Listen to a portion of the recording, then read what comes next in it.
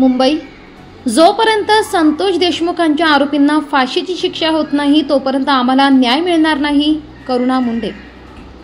2 दिवसांपूर्वी मी post share केली होती आणि धनंजय मुंडेंचा राजीनामा झालेला आहे. त्यांनी ट्विटरवर ट्विट केलं आहे की तब्येतीच्या कारणाने मी राजीनामा देत आहे. हे कारण एकदम खोटं आहे. ते काल विधान भवनात होते असा आरोप करुणा मुंडे यांनी केला आहे. मात्र जोपर्यंत संतोष देशमुख यांच्या आरोपींना फाशीची शिक्षा होत नाही तोपर्यंत आम्हाला न्याय मिळणार नाही असे करुणा मुंडे म्हणाल्या. संतोष देशमुख यांच्या हत्या प्रकरणात आता मोठी अपडेट आली आहे आणि मुख्यमंत्री यांनी स्वतः त्यांचे राजीनामा, धनंजय मुंडे मंत्री जे आहेत त्यांचे राजीनामा स्वीकारले आहेत. ते आज राज्यपाल इकडे सबमिट करणार आहे. कसं बघतायत तुम्ही या सगळीकडे? 2 दिवस अगोदर मी रात्री 12:12 मी पोस्ट टाकली होती की धनंजय मुंडेच्या 2 दिवसामध्ये राजीनामा होणार आहे.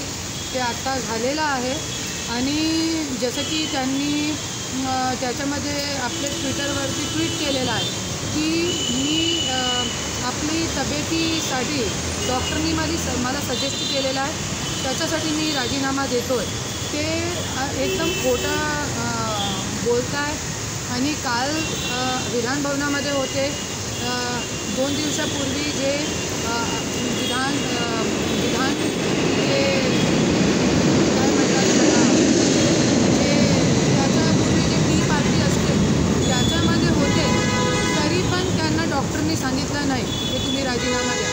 आणि आता क्या डॉक्टर लोग प्रिस्क्राईब करणार का की तुम्ही राजीनामा घ्या की नाही घ्या. आणि नैतिकताच्या आधारावर असायला पाहिजे होता 2-3 महिन्यापूर्वी, पण नैतिकता तो आहेच नाही हे लोकांमध्ये. तो तरी पण आज झालेला आहे. देवाचा लाख लाख शुक्रिया की आज झालेला आहे. आणि याचे पुढे पण आम्ही शांत बसणार नाही.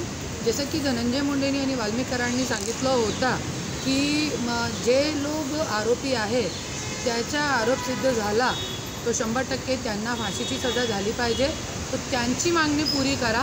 आणि आमची जे मागणी आहे, माझी स्वतःची जी मागणी आहे, जसं की काल जे व्हिडिओ बघितलेला आहे, फोटो बघितलेले आहे, त्याच्यामध्ये संतोष देशमुख जे मृतदेह होता त्यांचे मृतदेह तोंडावर लघवी करण्यात आलेली आहे. तो मी एकच बोलते की हे जे लघवी आहे हे माणुसकीवर केलेली आहे, प्रशासनावर शासनावर केलेली लघवी आहे. आणि आज मला एकच आत्ता पण शासनकडून प्रशासनकडून सत्ताधारी लोकांच्याकडून माझी एकच मागणी आहे की जे लोकांनी हे घाणेरडा कृत्य केलेला आहे, जसं की तुम्ही बघितलेला आहे फोटो, जे संतोष देशमुख भाऊचे मृतदेहावरती हसून खेळून ते लोक व्हिडिओ काढत होते आणि असं घाणेरडे कृत्य केलेले आहे. त्यांचे कपडे काढून त्यांना मारण्यात टाकला गेला आहे. तो मी एकच म्हणते याच्यासाठी की माझी एकच शासनाला आत्ता पण वेळ आहे त्यांची काहीतरी छबी जे आहे क्लिअर करण्यासाठी की तुम्ही जे दोषी आहे त्यांना जनताच्या समोर आणून त्यांचे तोंडावर लोकांना लघवी करण्यात लावा. हे जरी झाला त्यावेळे आम्ही शांत बसणार, तोपर्यंत आम्ही शांत बसणार नाही. मंत्री धनंजय मुंडे यांनी देखील एक्स पोस्टवर सांगितले आहे की संतोष देशमुख यांना न्याय मिळावी असं त्यांनी सांगितलं होतं आणि ते आजारी पण आहे म्हणून ट्रीटमेंटसाठी त्यांनी राजीनामा दिले. हे खरं आहे?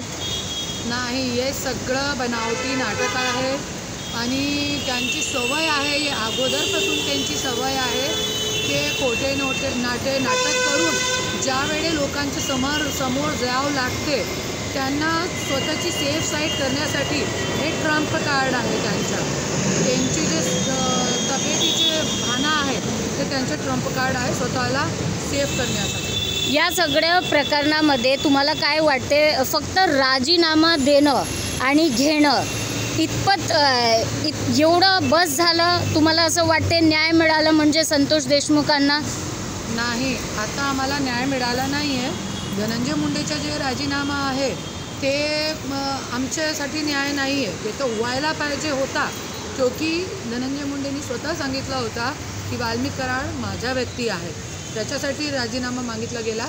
पण जोपर्यंत जसं फाशीची सजा होत नाही तोपर्यंत मी शांत बसणार नाही आणि आम्हाला न्याय मिळणार नाही. जोपर्यंत संतोष देशमुख भाऊचे आरोपींना फाशीची सजा व्हायलेपर्यंत आम्हाला न्याय भेटणार नाही. जोपर्यंत फाशीची सजा झाली तोपर्यंत आम्हाला असं वाटेल की आम्हाला न्याय भेटला.